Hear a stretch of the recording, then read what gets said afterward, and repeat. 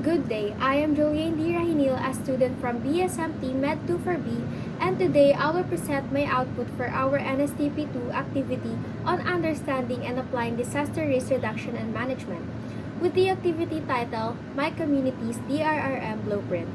My presentation is guided by three main objectives. First, define key DRRM concepts and the four pillars of DRRM. Second, identify potential hazards and assess vulnerabilities in my community. And lastly, propose practical DRRM strategies to enhance community preparedness and resilience. After watching the video about disaster risk reduction and management by Alfredo Moharlagmay, I learned several important concepts. First, let us define some important terms in DRRM. Disaster.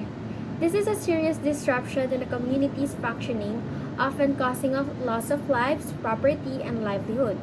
Disaster may come from natural hazards like typhoons or human-made incidents. Hazard. This refers to any potential event or phenomenon that can cause harm, such as earthquake, floods, or volcanic eruptions. Exposure. This is a situation where people, property, and resources are located in areas that may be affected by hazards. And lastly, vulnerability. This refers to the weaknesses in our community that make us more likely to suffer from hazards, such as unsafe buildings, lack of awareness, poverty, or poor environmental practices. I also learned that DRRM has four pillars. First, prevention and mitigation. Actions that avoid or lessen the impact of hazards. Second, preparedness. Activities to get ready before a disaster strikes. Third, response. The immediate actions during and right after a disaster. And lastly, rehabilitation and recovery. Long-term efforts to restore and improve the community after a disaster. The key takeaway here is that DRRM is not only about responding to disaster, but also being proactive in reducing risk before they happen. Let's proceed to hazards and vulnerabilities in my community.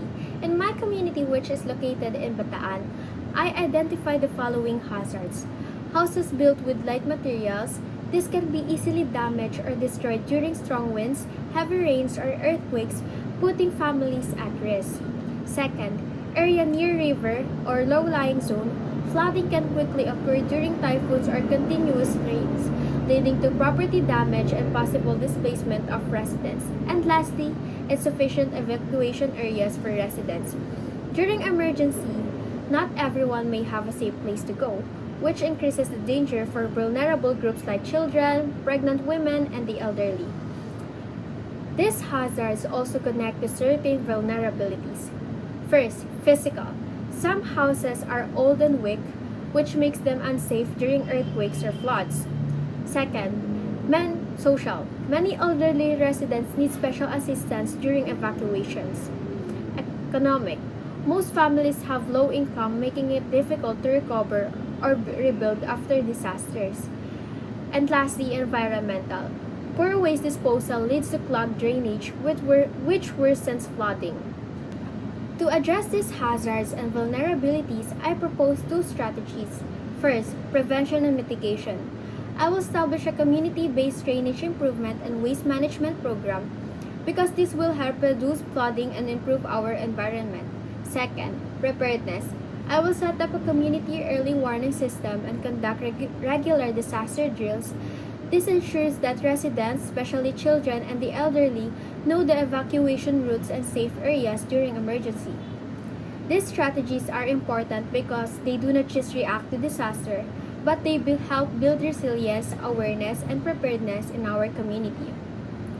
A quick reminder for everyone. Disaster cannot always be prevented, but their impact can be reduced. Always remember the four pillars of DRRM. First, prevention. Second, preparedness. Third, response. And lastly, recovery. Stay informed, participate in drills, prepare emergency kits, and know your evacuation routes. Remember, safety is a shared responsibility. Being prepared today saves lives tomorrow.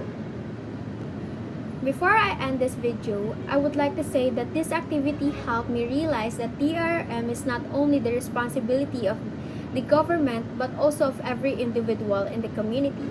By being prepared and aware, we can reduce risk and protect lives. Thank you for listening to my presentation.